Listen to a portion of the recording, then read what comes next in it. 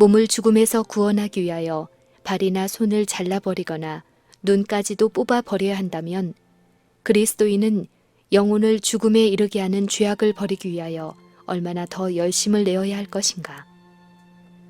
고대의 경기에서 경쟁자들은 극기와 엄격한 훈련을 받은 후에도 승리가 보장되지 아니하였다. 바울은 운동장에서 다름질하는 자들이 다 달아날지라도 오직 상 얻는 자는 하나인 줄을 너희가 알지 못하느냐고 물었다. 경주자들이 아무리 열심히 노력한다 할지라도 한 사람밖에 상을 받을 수 없다. 한 사람만이 탐내던 화관을 취할 수 있었다. 어떤 이들은 상을 얻기 위하여 최고의 노력을 경주하나 그들이 그것을 얻으려고 손을 내밀 때 바로 그들 앞에서 다른 사람이 그 탐하던 보물을 붙잡기도 하였다. 그리스도인 싸움의 경우는 그와 같지 아니하다. 조건들을 갖춘 사람은 한 사람도 경기 끝에 실망하지 아니할 것이다. 열렬하고 끈기 있는 사람들은 성공하지 못할 사람이 아무도 없을 것이다. 경기는 빠른 사람의 것이 아니요 싸움은 강한 사람의 것이 아니다. 가장 강한 사람과 마찬가지로 가장 약한 성도도 불멸의 영광의 면류관을 쓸 수 있다. 하나님의 은혜의 능력을 통하여 그들의 생애를 그리스도의 뜻에 일치시키는 사람들은 모두 승리할 것이다. 생애의 세세한 일에서 하나님의 말씀에 기록된 원칙들을 실행하는 것은 너무도 흔히 중요하지 않은 일로 간주된다. 곧 주목을 끌기에는 너무도 사소한 문제로 취급된다. 그러나 운명이 걸린 문제라는 점에서 볼 때 도움이나 방해가 되지 않을 만큼 작은 것은 아무것도 없다. 모든 행위는 생애의 승리나 패배를 결정하는 저울에 그 무게를 더한다. 그리고 승리자들에게 주어지는 상급은 그들이 기울인 힘과 열심에 비례할 것이다. 사도는 자신을 경주에서 상을 얻기 위하여 전력을 다하여 달리는 사람에 비유하였다. 바울은 그러므로 내가 다름질하기를 향방 없는 것 같이 아니하고 싸우기를 허공을 치는 것 같이 아니하며 내가 내 몸을 쳐 복종하게 함은 내가 남에게 전파한 후에 도리어 버림이 될까 두려워함이로라고 말한다. 그리스도인 경주에서 방향 없이 달리거나 되는 대로 달리지 아니하려고 바울은 자신을 엄격한 훈련에 복종시켰다. 내 몸을 쳐라는 말은 문자 그대로 엄격한 훈련으로 욕망과 충동과 정욕을 격퇴시키는 것을 의미한다. 바울은 다른 사람들에게 전파한 후에 자신이 버림을 당하지 아니할까 두려워하였다. 바울은 만일 그가 믿고 전파한 원칙들을 자신의 생애에 적용시키지 않는다면 다른 사람들을 위한 그의 노력은 헛되리라는 사실을 깨달았다. 그의 말과 가마와 자아 만족에 빠지기를 거절하는 태도는 그의 신앙이 단순한 선언만이 아니요 날마다 하나님과 산 관계를 유지하고 있음을 보여주어야 하였다.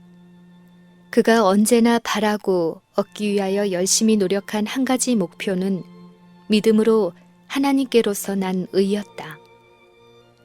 바울은 악에 대한 그의 투쟁이 생명이 지속되는 한 끝나지 않으리라는 사실을 알았다. 그는 세속적 욕망이 영적 열심을 이기지 못하게 하기 위하여 자신을 항상 엄격히 경계해야 할 필요를 깨달았다. 그는 전력을 다하여 타고난 성벽과 싸우기를 계속하였다. 언제나 그는 그의 앞에 도달하여야 할 이상을 간직하였고 하나님의 율법을 즐겨 순종함으로 그 이상에 도달하고자 노력하였다. 그의 말과 행실과 정욕, 이 모든 것을 하나님의 성령의 지배 아래 두었다. 바울은 고린도 신자들의 생애에서 영생을 위한 경주에서 승리하려는 성실한 목적이 나타나는 것을 보기 원하였다.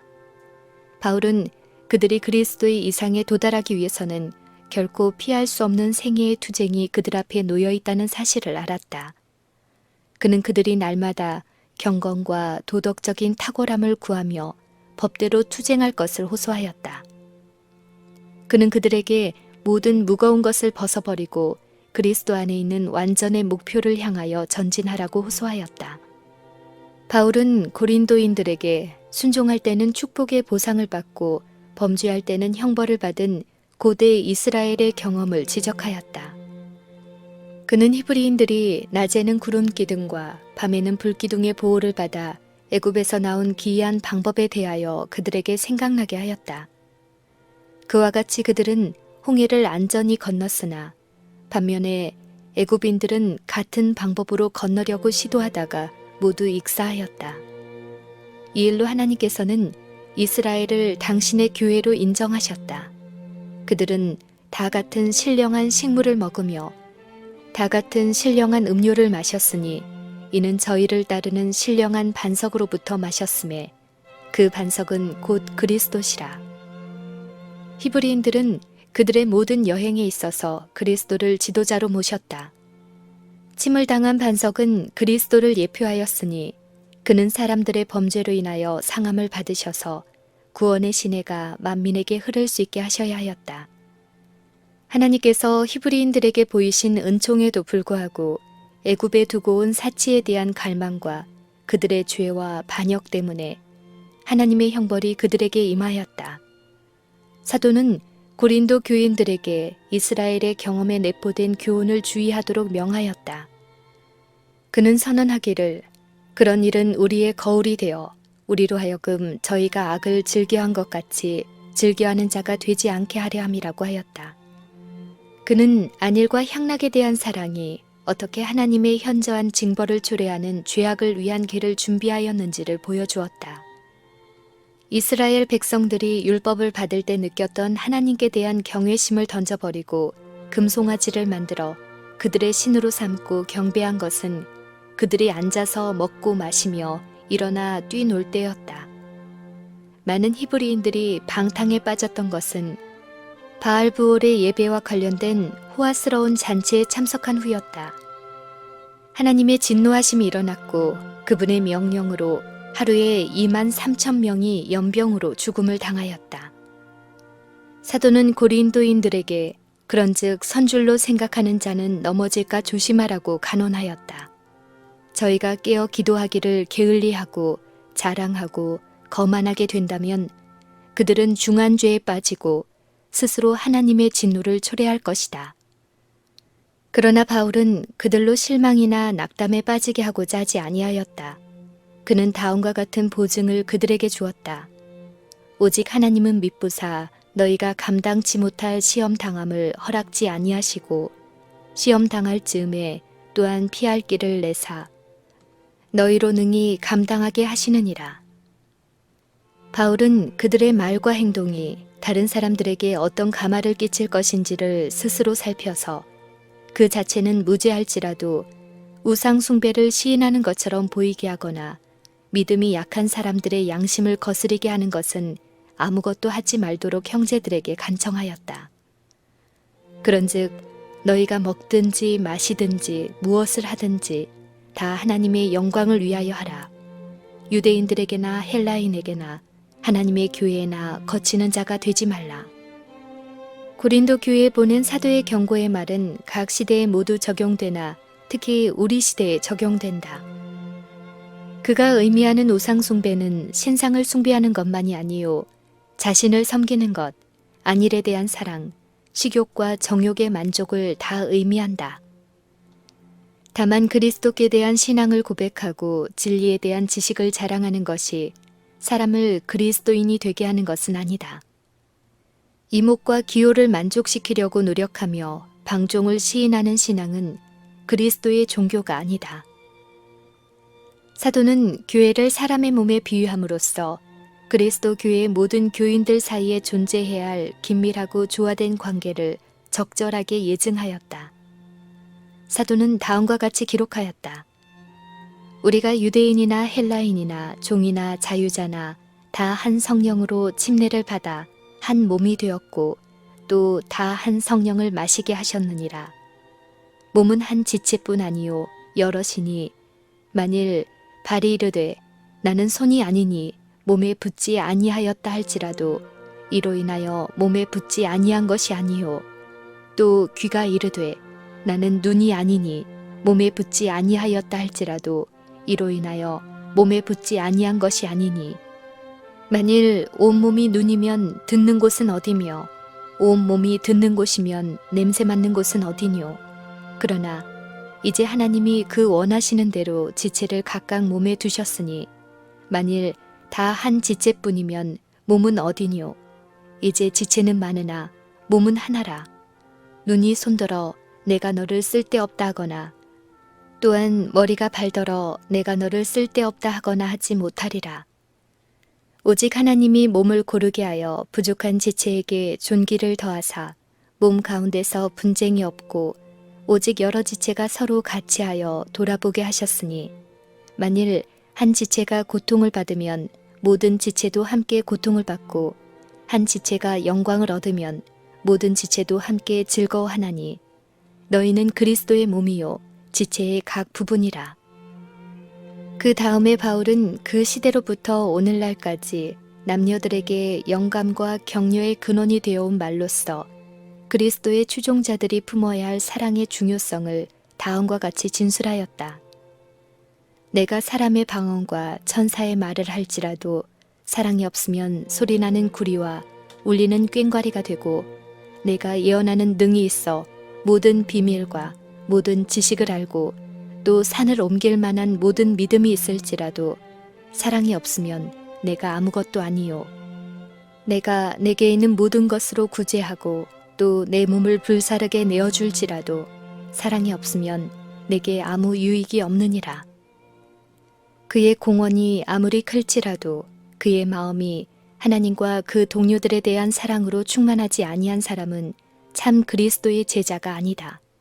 비록 큰 믿음을 가지고 이적을 행하는 능력을 가졌다 할지라도 사랑이 없으면 그 신앙은 무가치할 것이다.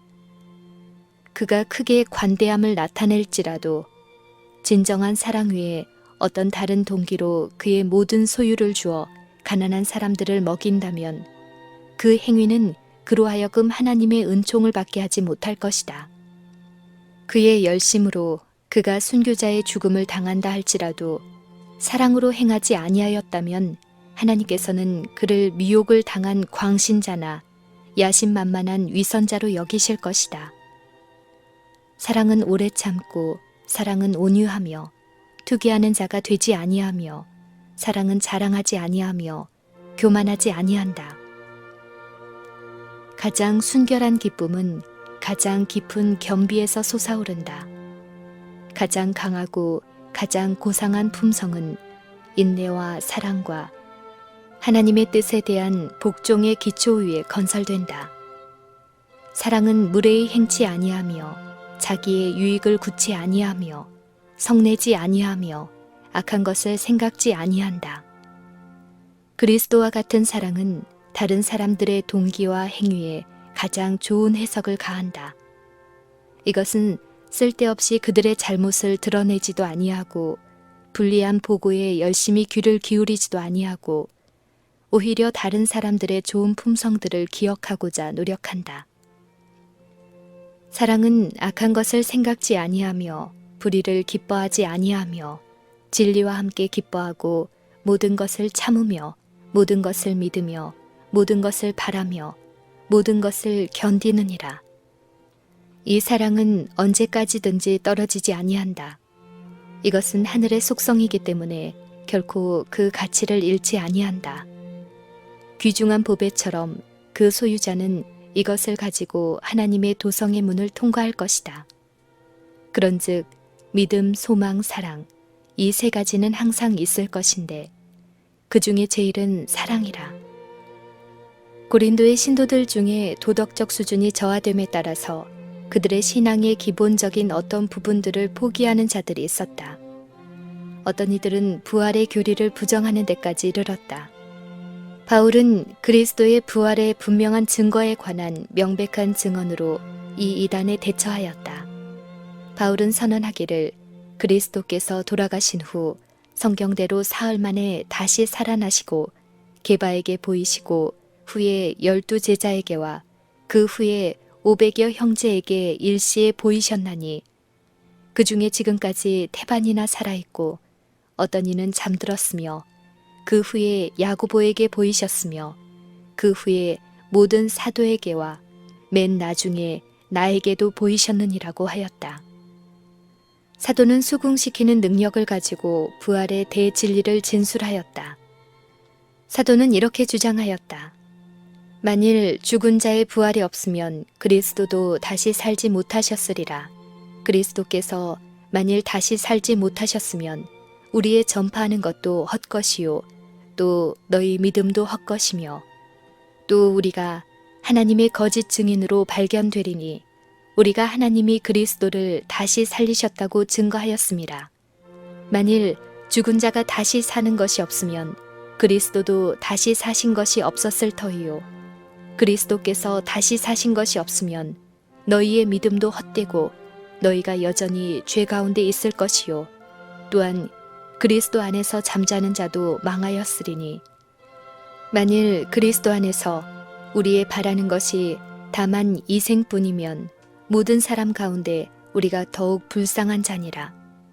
그러나 이제 그리스도께서 죽은 자 가운데서 다시 살아 잠자는 자들의 첫 열매가 되셨도다. 사도는 고린도 형제들의 마음을 부활의 아침에 있을 승리로 이끄셨다. 그때는 자는 성도들이 모두 부활하여 그들의 주님과 함께 영원히 살 것이다.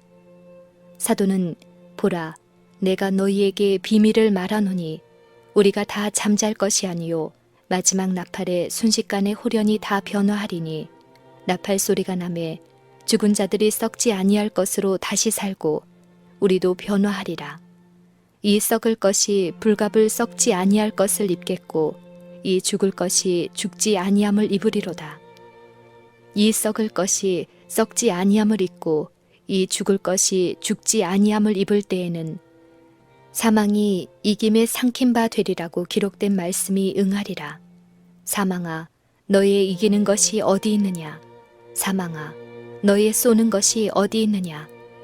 우리 주 예수 그리스도로 말미암아 우리에게 이김을 주시는 하나님께 감사하노라고 선언하였다. 충성스러운 사람들을 기다리고 있는 승리는 영광스럽다. 사도는 고린도 신자들이 그들 앞에 있는 가능성을 깨닫고 이기적인 사람들과 유욕적인 사람들을 떠나 영원 불멸의 소망으로 생애를 영화롭게 할 것을 그들에게 제시하고자 노력하였다. 그는 내 사랑하는 형제들아, 경고하며 흔들리지 말며 항상 주의 일에 더욱 힘쓰는 자들이 되라. 이는 너희 수고가 주 안에서 헛되지 않을 줄을 알미니라 라고 호소하였다. 이와 같이 사도는 가장 단호하고 감명 깊은 방법으로 고린도 교회 중에 유행하고 있는 거짓되고 위험한 사상과 행습을 시정하고자 노력하였다. 노골적으로 말하기는 하였으나 그들의 영혼에 대한 사랑을 가지고 말하였다. 그의 경고와 책망 가운데는 하나님의 보좌에서 오는 빛이 그들에게 비치어 그들의 생애를 더럽히고 있는 감추인 죄악들을 드러내었다. 이 빛이 신자들에게 어떻게 받아들여졌던가? 그 편지를 붙인 후 바울은 그가 기록한 것이 그가 덕을 베풀고자 한 사람들에게 너무나 깊은 상처를 주지는 않을까 염려하였다. 그는 더욱더 사이가 벌어질 것을 심히 두려워하여 때때로 그의 말을 철회하기를 원하였다. 사도처럼 사랑하는 교회나 기관들에 대하여 책임을 느낀 이들은 그의 정신적 의기소침과 자책을 가장 잘 이해할 수 있다. 이 시대를 위한 그분의 사업에 짐을 진 하나님의 종들은 대사도의 몫으로 주어졌던 수고와 투쟁과 애타는 염려에 대하여 알 것이다. 교회 가운데 있는 분열로 번민하고 그가 동정과 지지를 보낸 사람들 중 어떤 이들로부터 배은망덕과 배반을 당하며 악이 잠복하고 있는 교회들의 위험을 깨달음으로 죄를 책망하는 면밀하고 엄중한 증언을 할 수밖에 없었으나 그와 동시에 그는 그가 너무나 가혹하게 다루지나 아니하였나 하는 두려움으로 가슴이 무거웠다. 그는 근심에 떨면서 그의 기별을 받은 곳으로부터 어떤 소식이 오기를 고대하였다.